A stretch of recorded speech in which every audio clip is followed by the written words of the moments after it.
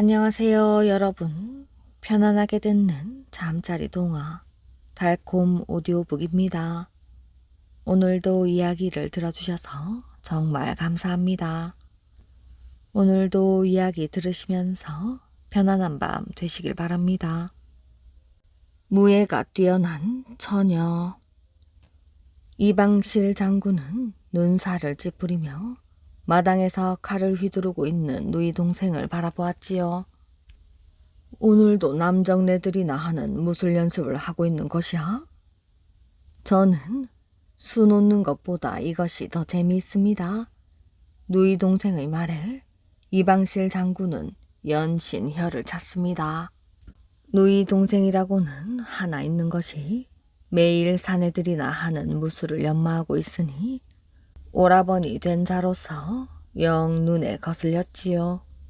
인물로 보나 예의 범절로 보나 손색이 없는 누이 동생이었지만 한 가지 흠이라면 사내들처럼 무술을 좋아한다는 것이었습니다. 이방실 장군은 고려 공민왕 때 홍건적을 물리친 유명한 장군으로 어릴 적부터 힘이 세고 몸이 날래 궁술, 검술 등 무예가 상당한 수준에 도달해 있었지요. 이런 이방실 장군의 눈에는 누이 동생이 매일 무술을 연마하는 것이 아이들 장난 같기만 했답니다. 아무리 누이 동생이 무술에 자질이 있다 하여도 여인네는 여인네로서 본분이 따로 있다고 생각을 하였습니다. 여자들은 그저 다소곳하게 집안 일이나 잘하는 것을 최고의 덕으로 생각하였던 그 시절에 이방실 장군이 무술에 심취해 있는 누이 동생을 곱게 볼 리 없었지요. 그래서 이방실 장군은 종종 누이 동생에게 빈잔을 주곤 했고 그날도 마찬가지였습니다. 남자들이나 연마하는 무술을 무엇에 쓰려고 여자의 몸으로 그리 애를 쓴단 말이야. 네가 무술을 쓸 때가 있기나 하겠느냐? 남정네들이 이 나라를 든든하게 지키고 있다면 제가 못하러 이런 짓을 하겠어요? 이방실은 누이 동생의 질책에 할 말을 잃고 말았지요. 그 무렵 고려는 안팎으로 시련을 겪고 있었답니다. 안으로는 난이 끊이지 않았고 밖으로는 홍건적과 왜구들의 침범이 잦았습니다. 나라에서도 이들을 물리치기 위해 고심하고 있었지만 하루아침에 해결할 수 있는 일이 아니었지요. 이방실의 누이 동생은 이런 시국을 꼬집어 오라버니를 비꼰 것입니다. 이방실은 누이 동생의 말에 기분이 이상했답니다. 그렇다고 네가 그 실력으로 나라를 위해 쓸 수나 있겠느냐? 기회만 온다면 너 같은 여자가 무술을 한다고 해서 건장한 남정네 하나를 당해낼 수가 있겠느냐? 한 명뿐인가요? 두 서너시 와도 문제없지요? 괜히 큰 소리만 치는 것이 아니냐? 직접 보시겠어요? 누이 동생은 마당에 쌓아놓은 나뭇가지들 중 마른 가지 몇 개를 꺾어 담벼락에 꽂았습니다. 무술의 기본이야 날렘에 있다고 해도 과언은 아니지요.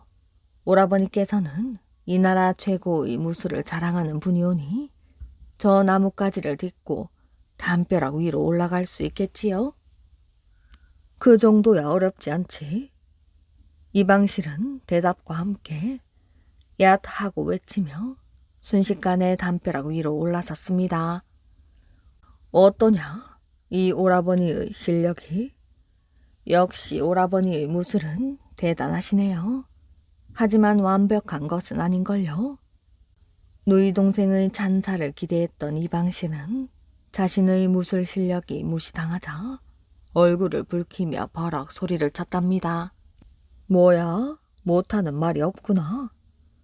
오라버니의 무술이 완벽하다면 담벼락에 꽂아둔 나뭇가지가 흔들림이 없어야 하지 않겠습니까? 하지만 보시어요. 이 나뭇가지는 아직도 흔들림이 남아있지 않습니까? 누이 동생의 말에 기가 막힌 듯 이방실 장군이 말을 했습니다. 어허 참, 새가 앉아도 흔들릴 나뭇가지 이건을 나 같은 사람이 딛고 올랐으니 조금은 흔들리는 것이 당연한 것 아니냐? 이방실 장군의 말에 누이 동생은 미소를 지었답니다. 그럼 제가 한번 보여드리지요. 누이 동생은 기합 소리와 함께 몸을 날려 담벼락 위에 올라섰습니다. 과연 누이 동생의 말대로 나뭇가지는 조금도 흔들림이 없었지요. 이방실 장군은 누이 동생의 무술 실력을 인정하지 않을 수 없었습니다. 너의 실력이 이 정도인 줄은 몰랐구나. 그 뒤로 이방실 장군은 누이 동생의 무술 연마에 대해 일절 간섭을 하지 않았지요. 그러나 밤낮으로 열심히 쌓은 누이 동생의 무술은 안타깝게도 나라를 위해 쓸 수 있는 기회를 갖지는 못하였습니다. 하지만 자신에게 치근덕거리는 건달 같은 녀석들을 물리치는 데에는 여간 좋은 것이 아니었지요. 한 번은 이방실 장군이 억울하게 누명을 쓰고 나라의 죄인이 되어 비신하게 되었을 때였습니다. 이방실 장군은 중한 환자로 변장하고 누이 동생이 간호하는 척하며 함께 길을 떠났지요. 오라버니, 좀 더 제게 기대는 척 하시어요. 저쪽 나루터에 사람들이 많이 있사오니 조심해야겠어요. 누이 동생의 말에 이방실 장군은 죽어가는 병자 행세를 하느라 발까지 절며 걸었답니다. 두 사람은 드디어 무사히 배를 탔지요. 하지만 아까부터 누이 동생을 유심히 바라보던 몇 명의 사내들이 시비를 걸기 시작했지요. 누이 동생의 미모에 사나이들은 자신들끼리 희죽희죽 웃더니 곁에 있는 병자를 무시하고 수작을 거는 것이었습니다. 그런 병든 노인네랑은 무슨 재미로 동행하시나? 우리 젊은 사람들은 젊은 사람들끼리 어울리는 것이 좋지. 그러더니 한 사나이가 누이 동생의 손을 잡으려고 했습니다. 이방실 장군은 울컥 치미는 화를 참느라 몸이 떨렸지요. 지금의 처지로는 나설 수 없는 것이 분했답니다. 누이 동생 또한 자신의 처지를 인식한 듯 사나이들의 수작에도 함부로 나서지 못하고 고개만 숙이고 피하였답니다. 그렇게 실랑이를 하던 중 한 사나이가 덥석 누이 동생을 안으려 했지요.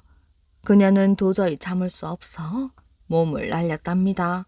그러자 곧바로 한 사나이가 물속에 빠졌지요. 옆에 있던 사나이들이 놀라 어리둥절해야 하는 사이 누이 동생은 그들도 가차없이 강물 속으로 던져버렸습니다.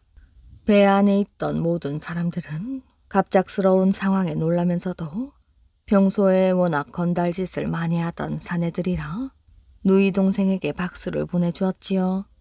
그리하여 장군과 누이 동생은 무사히 강을 건널 수 있게 되었습니다. 이방실 장군이 누이 동생의 무술 실력에 다시 한번 감탄한 것은 물론이었지요. 왕이 되고 싶었던 이자겸. 고려 제17대 왕인 인종의 외할아버지이자 장인인 이자겸에게는 네 딸이 있었는데 인종은 바로 그 이자겸의 네 딸 중 둘째 딸의 소생이지요. 14살의 어린 나이에 왕위에 오른 인종은 장인이자 외할아버지인 이자겸이 권력을 장악하고 있어 유명무실한 왕에 불과하였답니다.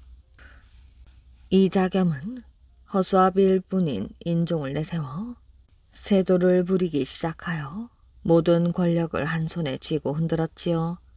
이자겸의 눈밖에 났다 하면 그가 누구인지든 간에 목이 잘리거나 귀양살이를 면할 수 없었는데 당시 신하들 중 처형을 당한 자가 줄을 잡아 50명이 넘었으니 그 권세가 가히 하늘을 찔렀지요.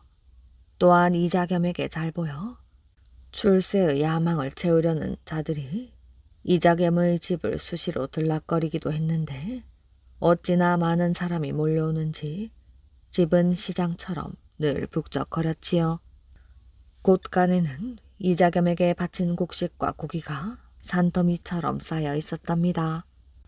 사람의 욕심이란 끝이 없는 법인지 이자겸 역시 욕심이 하늘을 찔러 급기야 병권마저 넘보게 되었고, 이 같은 자신의 뜻을 인종에게 넌지시 강요하였지요. 마음이 순한 인종도 일이 여기까지 이르자 뻔뻔스러운 외조부 이자겸에게 화를 내지 않을 수 없었습니다.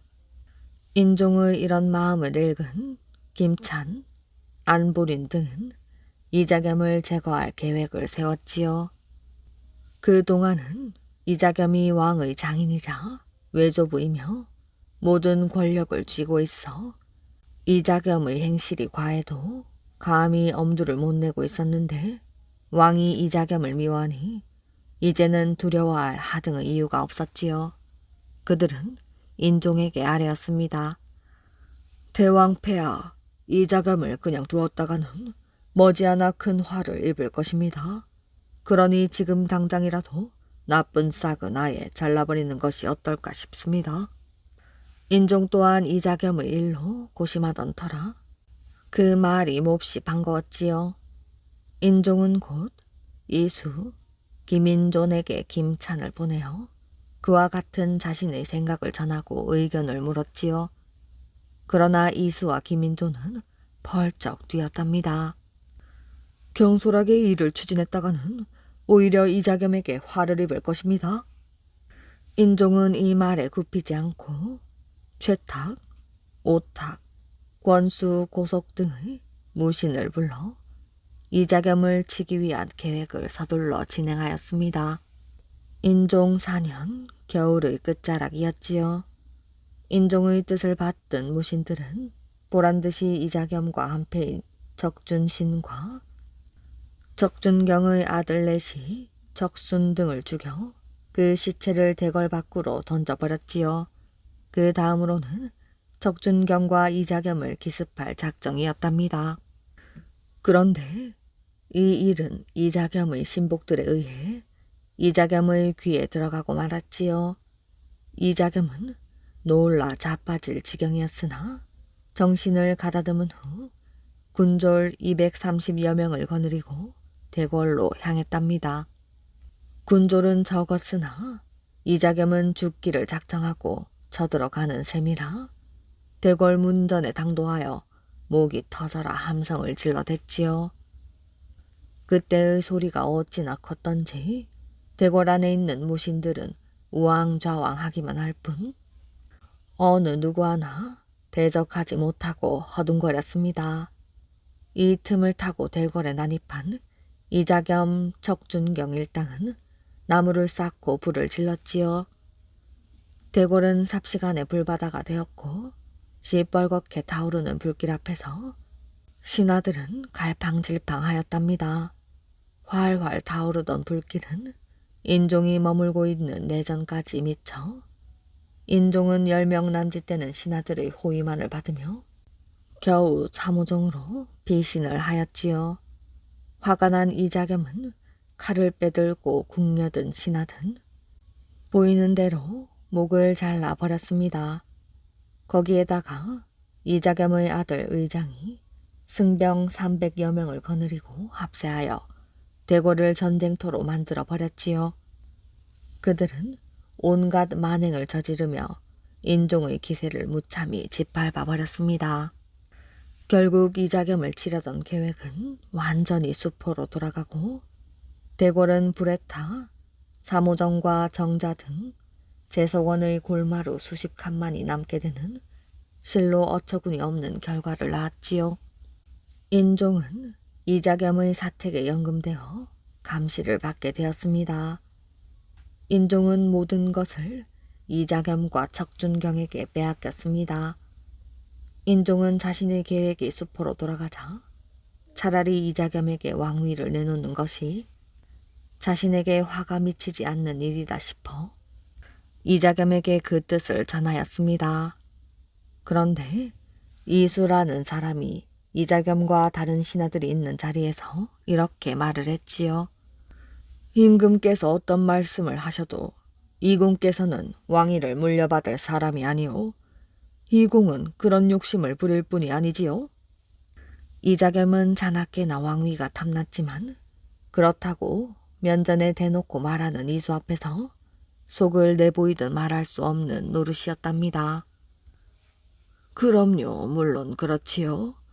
저도 왕위를 물려받을 생각은 없소이다.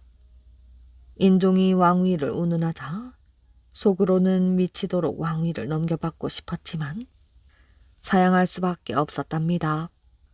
이자겸의 집에 2달여 동안 갇혀있던 인종은 그해 5월 연건궁으로 옮겼지만 마찬가지로 이자겸 일파에게 감시당하며 왕의 권리나 자유를 찾지 못하였지요.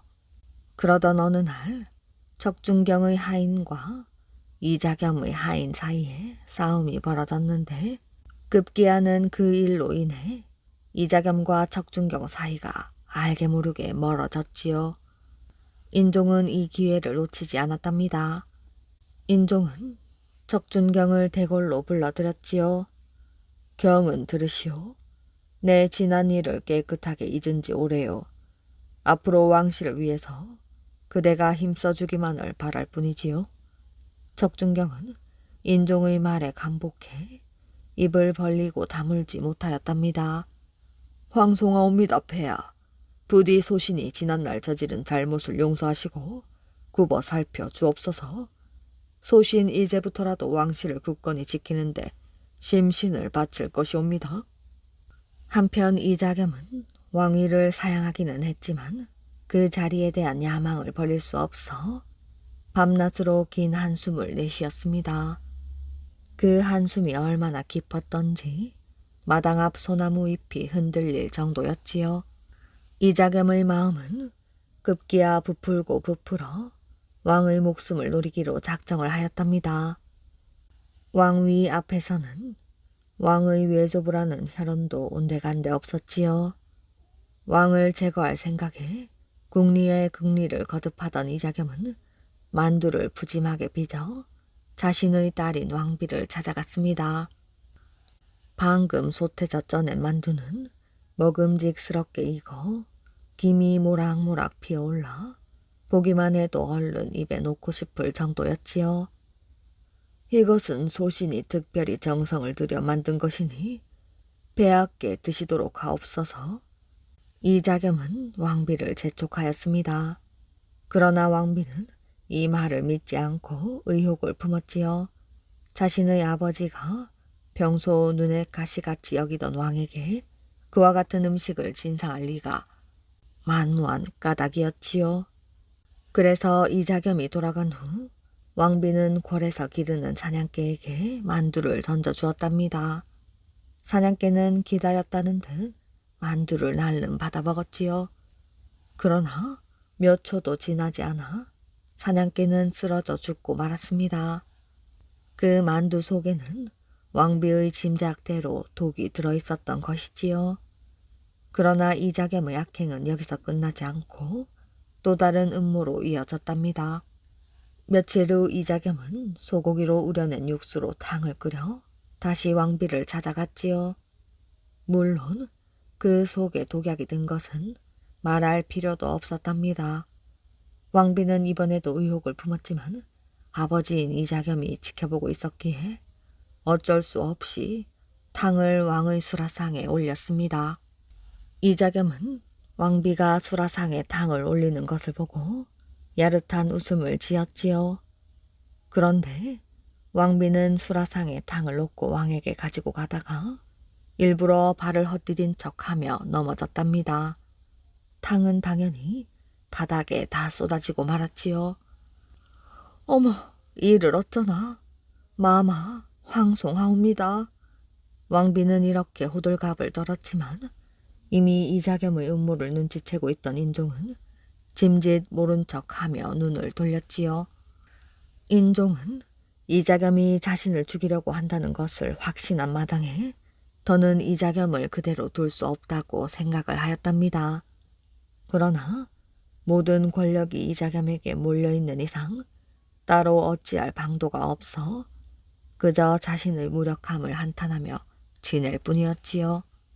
그러던 어느 날 마침내 자신의 욕심을 더는 억제하지 못한 이자겸은 궁궐의 무기를 자신의 집으로 몰래 빼내어 반란을 계획하였습니다. 이러한 사실을 미리 알아챈 인종은 적준경에게 편지를 써서 밀사를 보냈지요. 적준경 보시오. 이자겸이 지금 대궐 안의 무기를 자신의 집으로 빼내어 영경궁을 습격하려는 음모를 꾸미고 있어 시간이 급하니 경의 도움을 바랄 뿐이오. 과인의 목숨은 두렵지 않으나 왕통이 깨어진다면 이는 나만의 죄가 아니라 대신들에게도 크나큰 치욕으로 남을 것이오. 적준경은 인종의 편지를 받고 마침 함께 있던 김향이라는 신하와 함께 부하들을 거느리고 영경궁으로 달려갔습니다. 적준경은 인종을 군기감으로 모셔놓고는 곧 휘하의 군사들을 지휘하여 이자겸을 비롯한 그 무리들의 목을 단칼에 베었습니다. 인간의 욕망은 얼마나 허망하고 헛된 것일까요? 한나라의 임금까지 능멸하며 제멋대로 권세를 탐하던 이자겸은 결국 자신의 과욕으로 인해 스스로 재무덤을 받던 것입니다.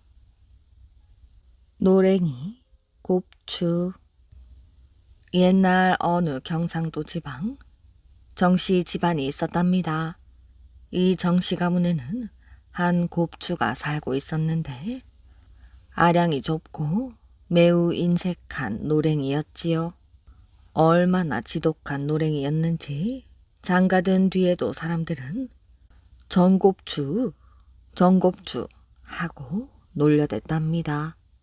곳간마다 쌀섬이 그득하였는데도 어쩌다가 밥상 위에 새우젓이라도 놓여있으면 나를 몸 아픈 사람처럼 생각하지 마라. 나도 보다시피 아직 팔팔하지.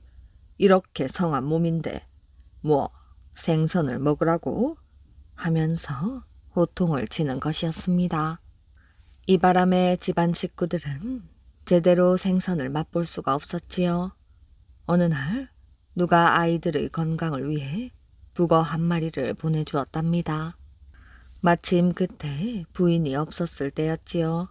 정곱추는 북어를 받아들고는 생각을 하였습니다. 그는 북어를 먹지 않고 벽에 걸어두었지요. 밥상이 들어오고 정곱추와 부인 그리고 아이들은 밥 한술 떠먹고는 이 북어를 한번 쳐다보았습니다.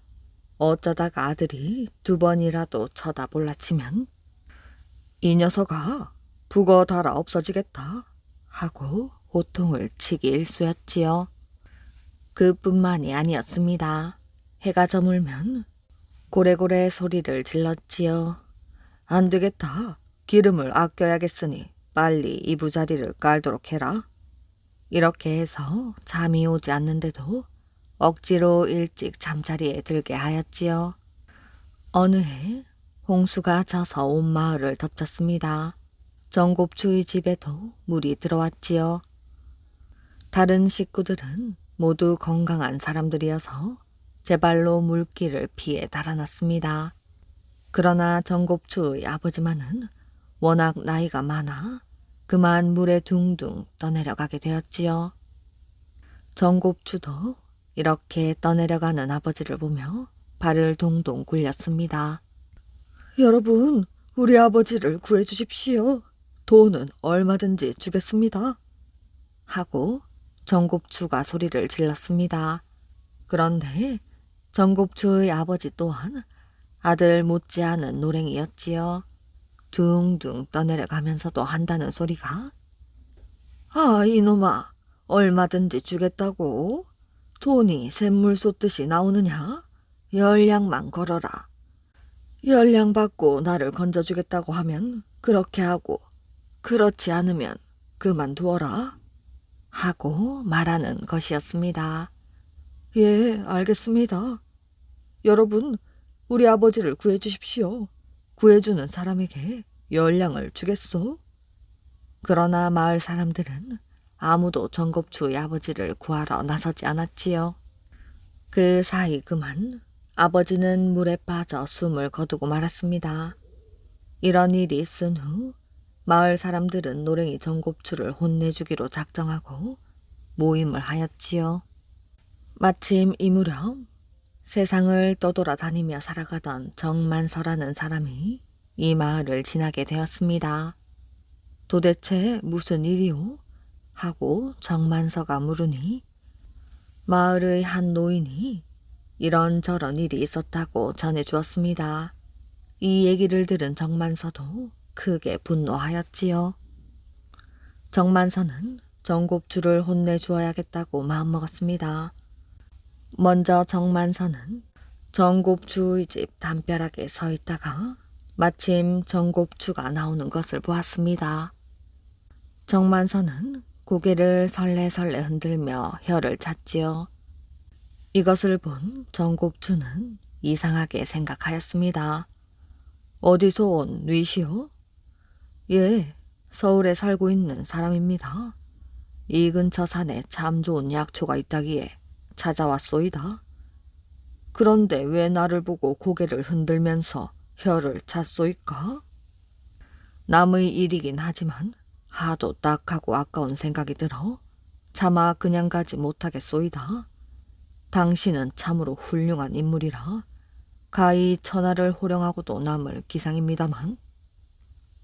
정만서는 끝말을 흐리고는 또 혀를 찼습니다. 그렇잖아도 정곱추는 자기도 높은 벼슬자리 하나 얻기를 고대하고 있던 참이었지요. 그런데 무엇 때문에 천하를 호령하지 못한단 말인가요? 정곱추가 물었지요.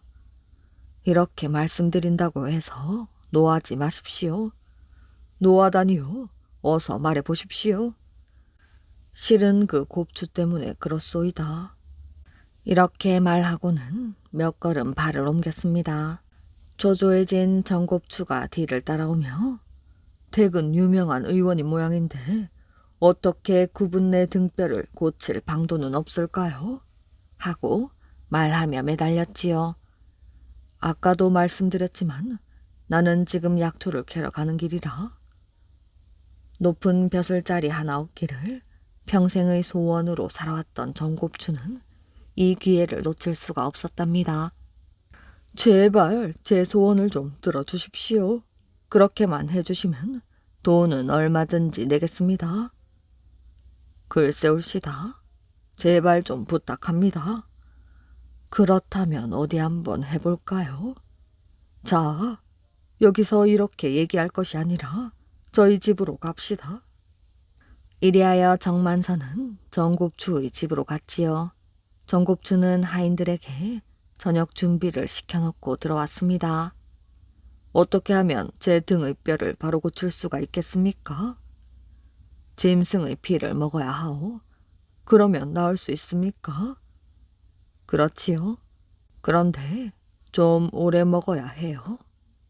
정곱추에게는 소, 닭 등 가축들이 많이 있었답니다. 날마다 소나 닭의 피를 먹게 하고는 살코기는 마을 사람들에게 나누어 주게 하였지요.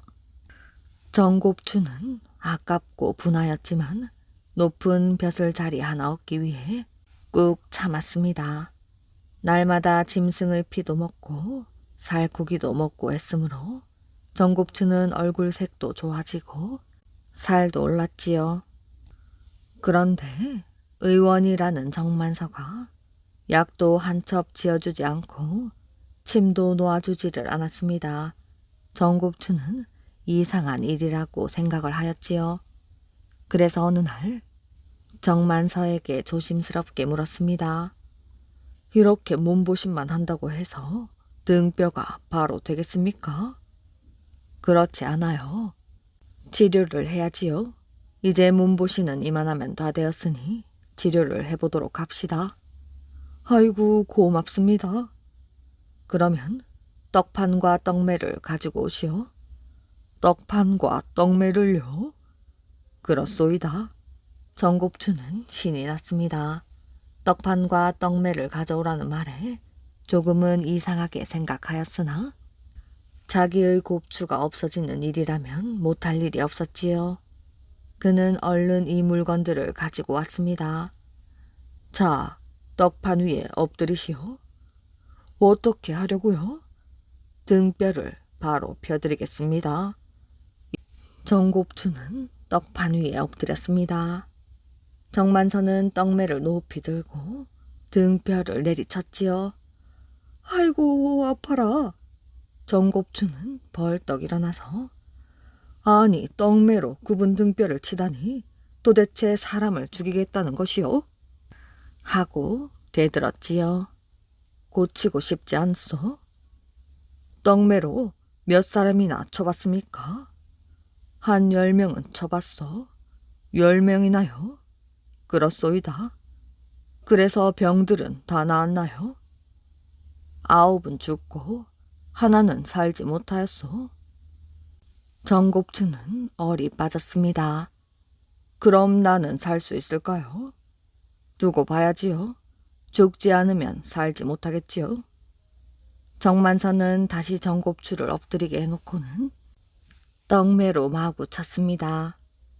그래도 곱추는 고치겠다는 생각으로 꾹 참았지요. 나중에는 그만 까무러치고 말았습니다. 이 천하의 노랭이 놈아, 너 같은 놈은 맛 좀 봐야 돼. 그러나 정만서는 정곱추를 죽을 만큼은 때리지 않았습니다.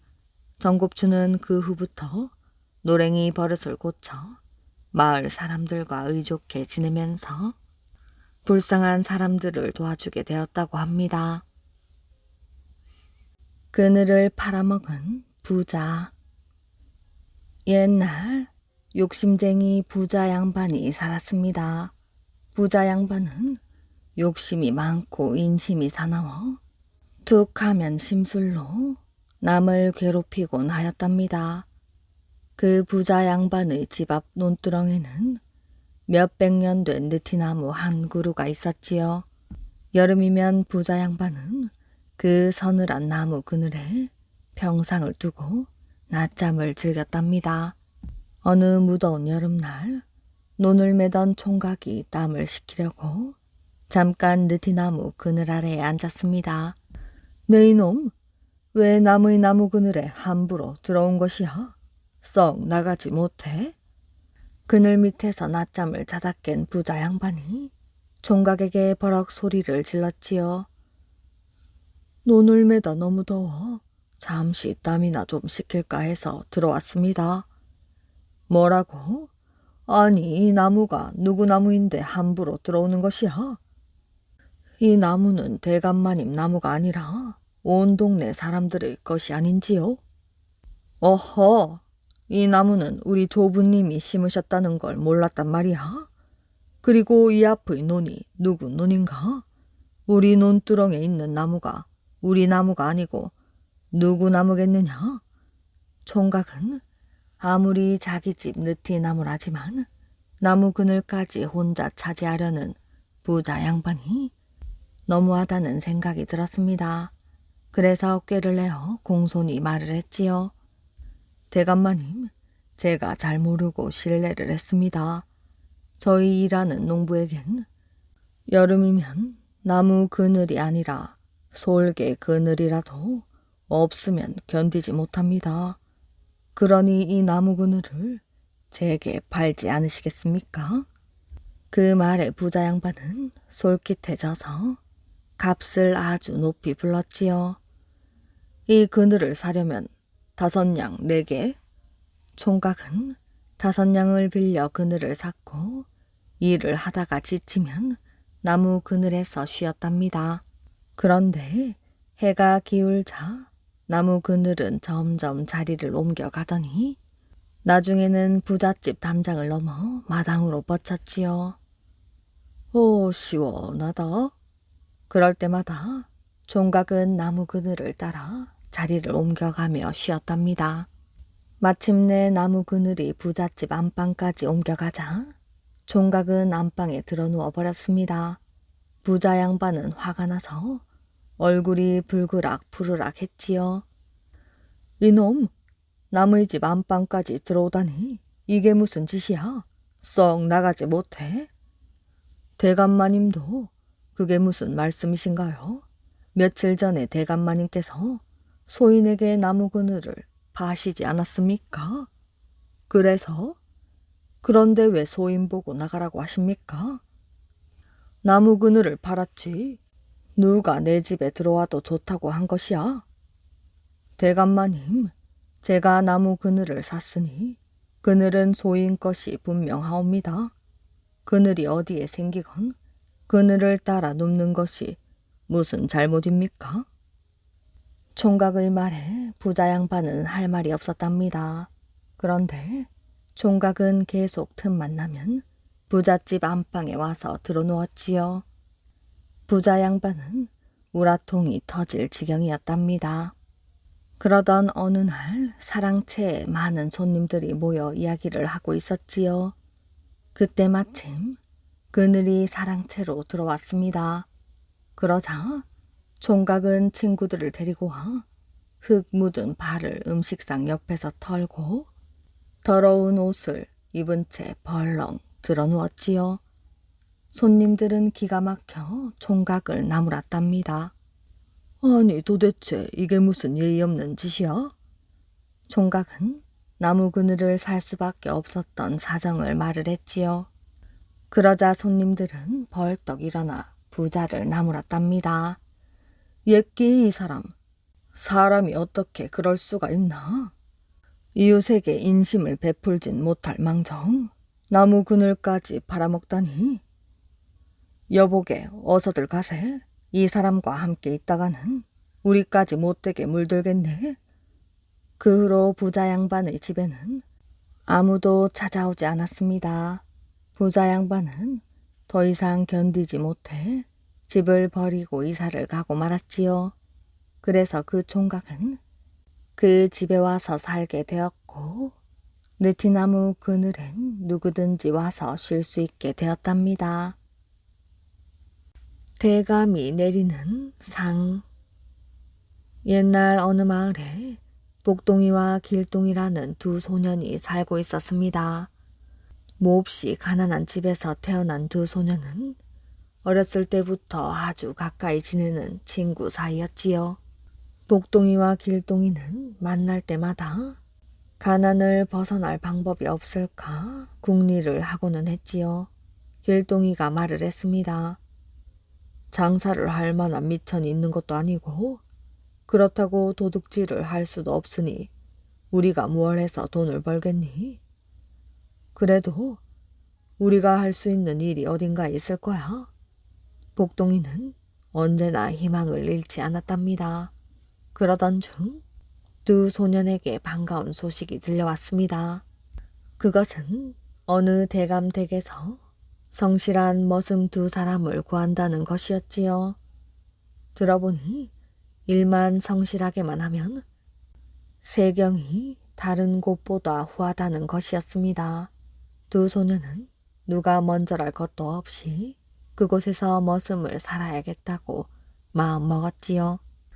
두 소년은 곧 그 대감댁을 찾아가 자기들을 써달라고 청하였습니다. 너희들처럼 어린 아이들이 머슴을 살겠단 말이야? 대감은 어린 아이들이라 걱정스러운 듯 말하였습니다. 예, 저희가 어리긴 하지만 농사일이라면 못하는 게 없습니다. 하지만 우리 집에서는 힘이 센 청년을 구하고 있다. 그래야 일을 쉽게 할 터이니 말이야. 그런데 너희들은 너무 어려. 대감마님, 일은 힘도 중요하지만 근면이 더 중요하다 생각합니다. 게으름을 피우면 일이 될 리 없습니다. 비록 청년들보다 힘은 모자랄지 모르나 저희는 누구보다도 성실한 자세로 일할 것입니다. 복동이가 말했습니다. 대감마님, 근면 성실하게 일할 것을 약속하겠습니다. 그리고 저희들도 곧 청년이 될 것입니다. 길동이도 눈을 반짝이며 진지하게 말을 했습니다. 대감은 아직 어린 소년이기는 하나 생각이며 말하는 것이 제법이라는 생각이 들었답니다. 그래, 너희들은 내 집에 얼마나 있을 생각이냐? 한 3년 동안 성실하게 일해서 세경을 모아 땅을 조금이라도 살 생각입니다. 대감은 두 소년이 볼수록 기특한 생각이 들어 이미 마음속으로는 두 소년을 머슴으로 쓸 것을 결정하였지요. 그러나 다시 한번 못을 박듯이 말을 했습니다. 그렇다면 너희들의 말을 믿고 일단 너희들을 써보기로 하겠다.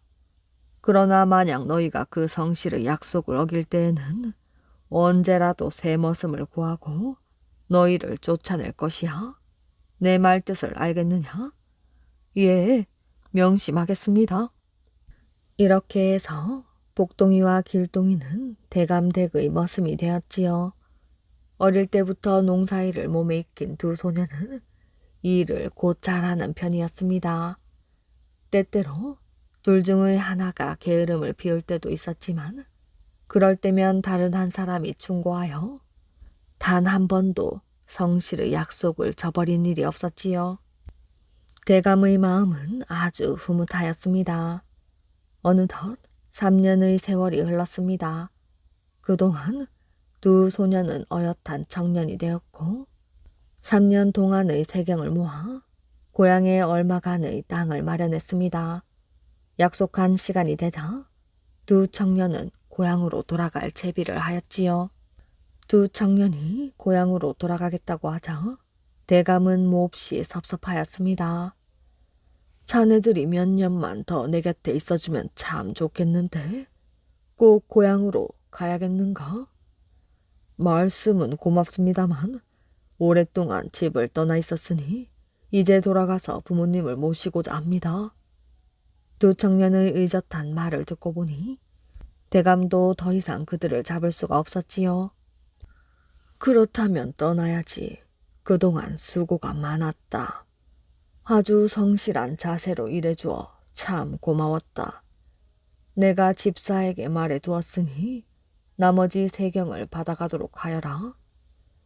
대감마님, 그동안 보살펴주신 은혜 잊지 않겠습니다. 두 청년이 이렇게 인사하며 대감 앞을 물러나오려 할 때였습니다. 대감이 지나가는 말처럼 말을 했지요. 마지막까지 일을 시켜 안 됐네만 기인이 쓸 데가 있어 그러니 오늘 밤에 가늘고 튼튼한 새끼를 두어 발씩 꼬아주게. 예, 알겠습니다. 밤이 되자 복동이는 집단을 하나를 안고 일하는 방으로 갔습니다. 돈도 다 계산했는데 무슨 새끼를 꼰다는 거야?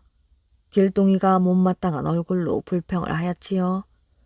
마지막까지 성실하게 해야지. 복동이가 말을 했습니다. 하고 싶으면 혼자서 해. 나는 모처럼 홀가분하게 놀러 갔다가 올 테니. 길동이가 놀러 나간 뒤 복동이는 혼자서 가느다랗고 튼튼한 새끼를 꼬았지요. 길동이는 밤이 깊어서야 돌아왔습니다. 그런데 복동이가 꼬아놓은 새끼를 보니 마음이 편치 않았지요. 자기 전에 새끼를 꼬아야겠어. 신용이라도 하는 게 좋겠어. 길동이는 새끼를 꼬기 시작했습니다. 그러나 밤새 노느라 졸리고 피곤하여 차분히 새끼를 꼴 수가 없었지요. 길동이는 되는 대로 거칠고 굵은 새끼를 꼬아놓고 잠자리에 누웠답니다. 다음 날 아침 두 청년은 각자 자기가 꼰 새끼줄을 가지고 대감께 하직 인사를 하러 갔습니다. 대감마님, 저희들은 이제 떠나겠습니다. 부디 만수무강하십시오. 참, 말씀하신 새끼는 여기 있습니다. 두 청년이 새끼를 대령하자 대감이 말을 했습니다. 그래, 수고했다. 그 새끼를 가지고 나를 따라오너라. 대감은 두 청년을 데리고 뒷방으로 갔습니다.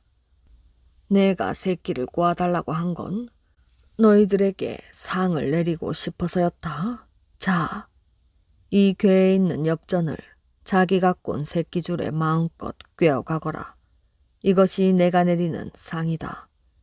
예상 밖의 말에 두 사람은 놀라서 멍하니 서 있었습니다. 뭘 하고 있는 것이야? 어서 엽전을 꿰어가지 않고.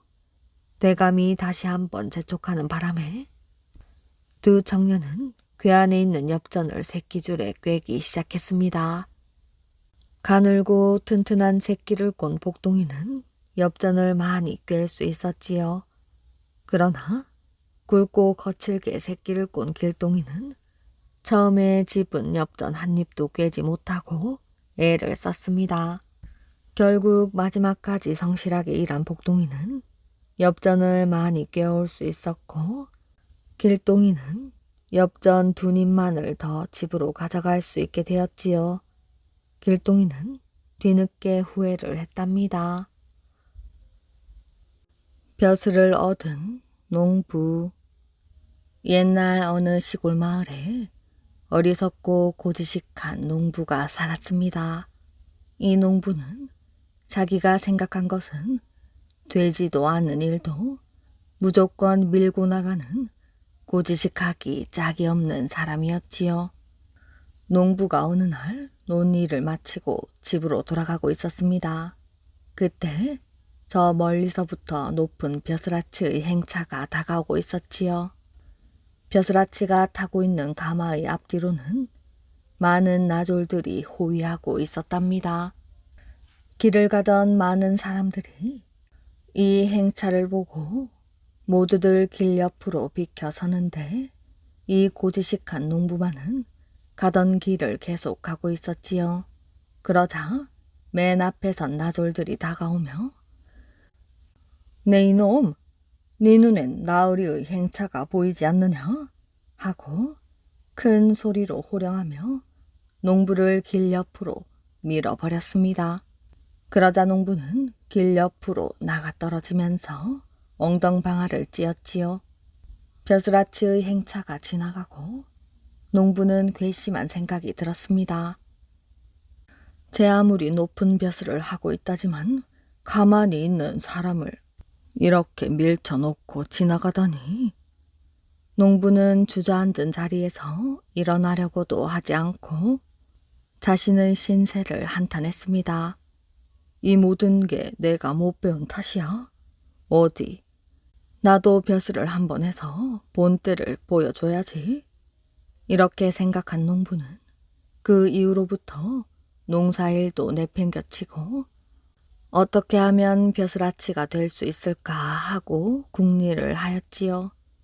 그러고는 사람들을 만나기만 하면 벼슬아치가 되는 법을 가르쳐 달라고 졸랐습니다. 농부가 하도 귀찮게 쫓아다니며 부탁하였으므로 이웃에 사는 사람이 말하였지요. 글쎄, 서울에 가서 한 3년만 굴러다니다 보면 한 자리 해먹을 수도 있겠지.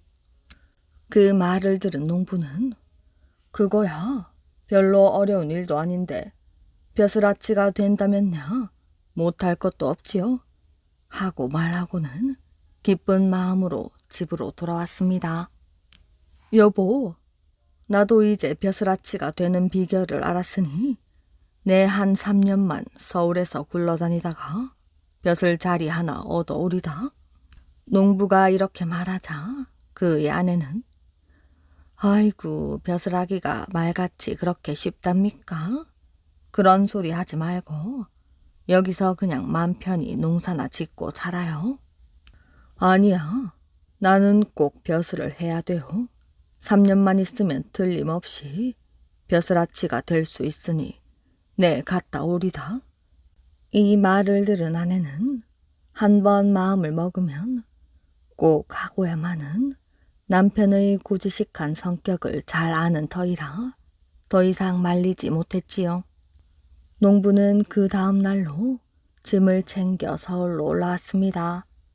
서울에는 벼슬아치가 되겠다고 시골에서 몰려온 사람들이 우글거렸으나 대부분의 사람들은 1년도 못 되어 가져온 돈만 다 써버리고 벼슬도 못한 채 시골로 내려갔지요. 그런 서울의 한 보판에서 농부는 정말 이상한 모양으로 구석구석을 뒹굴고 다녔습니다. 머리에서 발끝까지 이불을 돌돌 말아 감고 비가 내리지 않는 날이면 길거리를 온종일 뒹굴고 다녔지요. 농부는 사람들이 비웃고 이상한 눈으로 쳐다볼 때면 이를 악물고 생각을 했답니다. 참아야 해. 내가 아무리 힘들고 바보 취급을 당한다 하더라도 3년만 이렇게 뒹굴면 벼슬을 할 수 있단 말이야. 이렇게 하여 농부가 서울에 올라온 지도 어느덧 1년이 지났습니다. 이제 서울에선 이 이상한 농부를 모르는 사람이 없었지요. 저런 미친 사람이 다 있담. 저 사람은 벼슬아치가 되려고 저러고 다닌다더만. 많은 사람들이 이렇게 비웃고 놀려댔지만 농부의 마음은 변함이 없었답니다. 어느 날 임금님은 신하 한 사람만을 데리고 병민복 차림으로 순례를 돌고 있었지요. 그러다가 거리를 뒹굴고 있는 이상한 사람을 보았습니다. 거참 이상하군. 몸은 멀쩡한 사람이 왜 저러고 다니는 걸까? 이상하게 여긴 임금님이 농부에게 다가가 물어보았지요. 여보시오, 당신은 왜 멀쩡한 몸을 가지고 이렇게 굴러다니시오? 힘들지도 않소? 그러자 농부가 누워있는 채로 임금님을 빤히 바라보며 말했습니다. 난들 왜 힘들지 않겠소? 하지만 벼슬을 하려면 적어도 3년은 이렇게 뒹굴어야 한다오. 벼슬을 하려고 3년 동안이나 이러고 다니는 것이오? 왜 그렇게 놀라시오? 벼슬하기가 그럼 그렇게 쉬운 줄 아시오? 이렇게라도 벼슬아치가 된다면요, 즐겁게 다니겠소? 임금님은 속으로 웃으며 또다시 물었습니다. 그럼 무슨 벼슬을 하고 싶소? 난 그런 건 모르오. 그저 아무 벼슬이나 한 자리만 하면 그만이지. 그럼 임금 자리는 어떻소? 그러자 농부는 갑자기 벌떡 일어나 임금님의 멱살을 잡더니 이런 고얀 놈, 내가 아무리 무식해도 나라에는 임금님이 오직 한 분뿐인데 어찌 함부로 그런 말을 하느냐? 하고 눈을 부릅뜨고 임금님을 노려보았습니다. 그러자 옆에 있던 신하가 농부를 간신히 떼어놓았지요. 이런 일을 당하고도 임금님은 화를 내기는커녕 오히려 흐뭇한 웃음을 지으며 대궐로 돌아왔답니다. 비록 하찮은 사람이지만 임금님을 생각하는 그 충성스러운 마음이 기특해 보였지요. 대궐로 돌아오자 임금님은 같이 나갔던 신하에게 말을 했습니다. 아까 그 사람은 배운 것은 없지만 훌륭한 사람이다. 3년간을 굴러다니면 벼슬아치가 될 거라고 굳게 믿으면서 힘든 것을 참고 기쁜 마음으로 굴러다니는 것을 보니 참으로 의지가 강한 사람이야. 이런 마음가짐을 갖고 있는 사람에게는 벼슬을 시켜도 좋을 것이야. 그 사람에게 감사 자리를 주어 고향으로 내려가 벼슬을 하게 하여라. 이리하여 농부는 서울에서 굴러다닌 지 1년이 조금 넘어 감사란 벼슬을 안고 고향에 내려갔습니다. 참으로 운이 좋은 농부였지요. 슬기로운 아들. 옛날 어느 시골에 원님이 있었습니다. 원님은 성질이 아주 못되어서 무엇이든 자기 마음대로만 하려고 하며 한번 명령만 내리면 안 될 일도 억지로 해내야 직성이 풀리는 사람이었습니다. 그리하여 그 밑에 있는 관속들이나 마을 백성들은 가끔 뜻하지 않는 변을 당하곤 하였지요. 어느 겨울날 원님이 좌수를 불렀습니다. 내가 요즘 참외가 먹고 싶으니 참외 몇 개만 구해가지고 오거라. 그러자 좌수는 아무 말도 못하고 예 하고 대답할 뿐이었습니다. 원님 말에 못한다고 했다가는 당장에 무슨 변을 당할지도 모르는 일이었지요. 선뜻 대답을 하고 나오긴 했으나 속으로 한탄만 하고 있었지요. 이 같은 엄동설 안에 참외를 구해오라니 원님도 너무하시지. 어디서 참외를 구해온단 말이야. 하고는 걱정이 되어 밥도 제대로 못 먹고 잠도 못 이루었지요. 그런데 이 좌수에게는 나이 어린 아들이 하나 있었습니다. 이 아들은 아버지의 안색이 좋지 못하고 뭔가 큰 걱정거리가 있는 것 같아 아버지, 진지도 잡수지 않고 무엇을 생각하십니까? 어디가 아프세요? 하고 물어보았지요. 그러자 좌수는 원님께서 이 추운 겨울에 참외를 구해오라 하시는데 어디서 그것을 구할 수 있겠느냐? 하고 아들에게 말을 했습니다. 어린 아들은 이 말을 듣자 아버지 너무 걱정 마세요. 제가 비록 나이는 어리지만 원님께 가서 말씀을 드리고 아버님을 무사하게 해드리겠습니다. 아니다 얘야. 그러다가는 너까지 변을 당할지도 몰라. 그런 생각은 하지도 말거라. 아니에요 아버지. 제게 좋은 수가 있습니다. 그렇게 말하고는 아버지가 말리는 것도 뿌리치고 곧바로 원님에게 달려갔습니다. 좌수의 아들은 원님을 뵙자 절을 한 번 하고 엎드리더니 소동은 좌수의 아들인데 저희 아버지 일로 이렇게 찾아뵈었습니다. 그래? 그렇다면 너희 부친은 어찌하여 참외를 가지고 오지 않는 것이야? 예, 참외는 구해놓았습니다. 그런데 저희 아버님은 참외밭에 가셔서 참외를 따던 중 독사한테 발을 물려 꼼짝 못하시고 누워 계신답니다. 그래서 그 말씀을 여쭈려고 찾아왔지요. 그러자 원님은 갑자기 버럭 화를 내시며 큰 소리로 말을 했지요.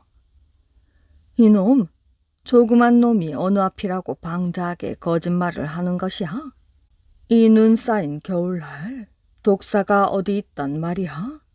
이놈이 매를 맞고 싶어 그따위 소리를 찌꺼리는 것이야? 그러자 이 아이는 다시 무릎을 꿇고 앉아서 말을 했습니다. 원님은 부모님과 같사온데 제가 거짓 말씀을 여쭈었사오니 죽어도 마땅하옵니다.